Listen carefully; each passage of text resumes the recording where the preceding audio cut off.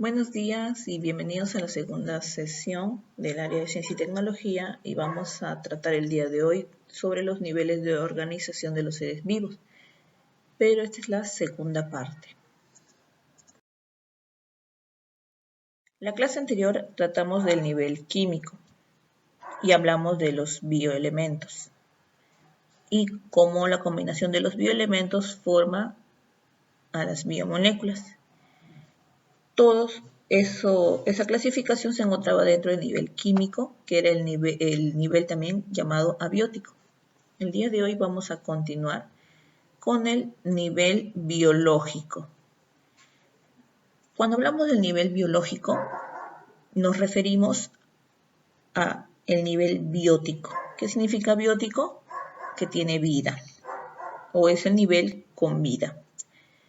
Este nivel inicia desde lo más pequeño, que es la célula, lo más pequeño con vida, que es la célula.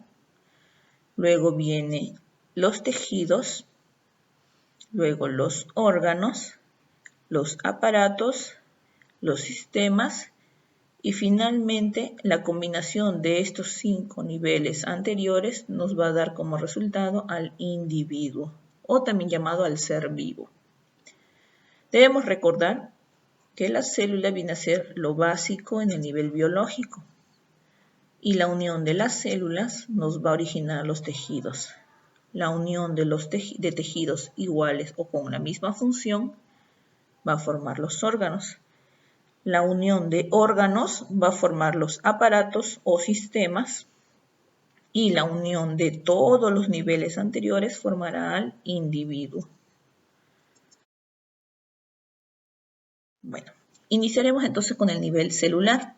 Obviamente en el nivel celular vamos a tratar únicamente de la célula y debemos recordar que esta pequeña estructura o este pequeño ser, porque la célula es un ser vivo, este pequeño ser es la unidad fundamental para toda la vida y es un ser vivo en miniatura. La célula es autónoma de por sí, actúa de manera autónoma y puede llegar a realizar 3 funciones muy importantes. La primera es la de nutrición, es decir, su alimentación, relación con su medio externo o el medio que lo rodea, la interacción, y la reproducción, es decir, originar nuevas células. Este ser es capaz tanto de alimentarse, de relacionarse y de crear nuevas células. ¿Y para qué hace todo esto? Para un desarrollo eficiente. Ahora debemos tener en cuenta que cuando hablamos de la célula existen varios tipos de células. Puede haber célula animal, vegetal, luego podemos tener la célula eucariota, procariota, según su tamaño, microscópicas, macroscópicas. Hay gran variedad de clasificación de las células. En este caso tenemos un cuadro comparativo de la célula animal y vegetal, donde tenemos las principales características de cada una de las células. Por ejemplo, para mencionarte 2 por lo menos, tenemos que la célula animal no presenta pared celular, mientras que la célula vegetal tiene pared celular. Por ejemplo, la célula animal no tiene cloroplastos. Los cloroplastos son organelas que le van a permitir realizar la fotosíntesis, es decir, la célula animal no realiza fotosíntesis, mientras que la célula vegetal sí tiene estas organelas o estos orgánulos llamados cloroplastos y gracias a ellos va a poder realizar fotosíntesis la célula vegetal, entre otras características más que puede presentar. Ahora, como te dije, también hay célula procariota y eucariota. La célula procariota, para que no te olvides y tengas presente, es la más sencilla de todas, la más primitiva, la más antigua y sobre todo es la más pequeña. La célula procariota únicamente lo presentan las bacterias. Entonces, si te preguntan, ¿un animal tiene célula procariota? No, porque solo la célula procariota lo presentan las bacterias. ¿Qué significa que sea procariota? Que su material genético esté disperso en el citoplasma. ¿Qué significa eso? Que no tiene núcleo. La célula procariota no tiene un núcleo, mientras que la célula eucariota es más compleja, mucho más evolucionada y es más grande. ¿Por qué? ¿Cuál es la diferencia entre procariota y eucariota? No te olvides, la procariota no tiene núcleo y la eucariota sí tiene un núcleo, es decir, su material genético se encuentra encerrado en el citoplasma por un núcleo, envuelto por un núcleo. ¿Y quiénes tienen este tipo de célula? El reino animal, el reino vegetal o el reino plantae y otros seres como los hongos, algas.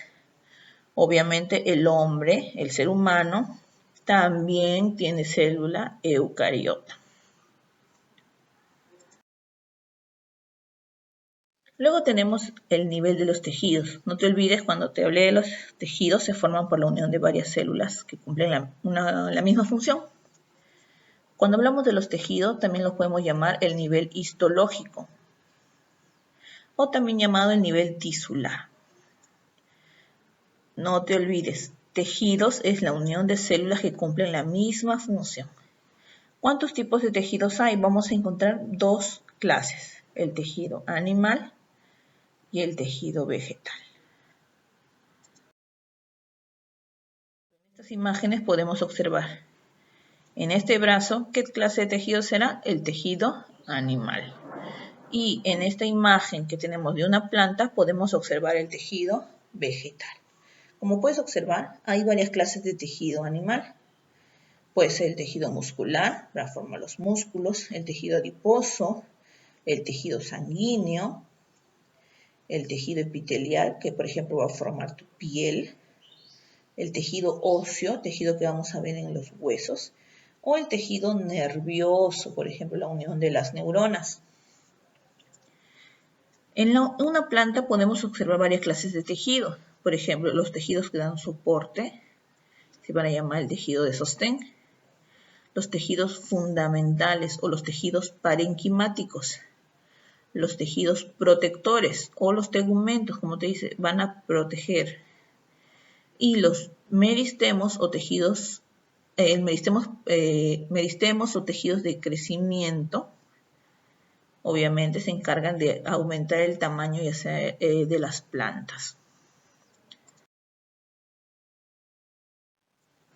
Tu actividad, vas a elaborar un cuadro comparativo sobre los niveles de organización. Únicamente los niveles que hemos visto el día de hoy, que son el nivel biológico, pero únicamente vas a hablar del nivel celular y el nivel tisular. Un cuadro comparativo, algo sencillo nada más. Eso sería todo por el día de hoy. Nos vemos en la próxima sesión. Cuídense. Hasta luego.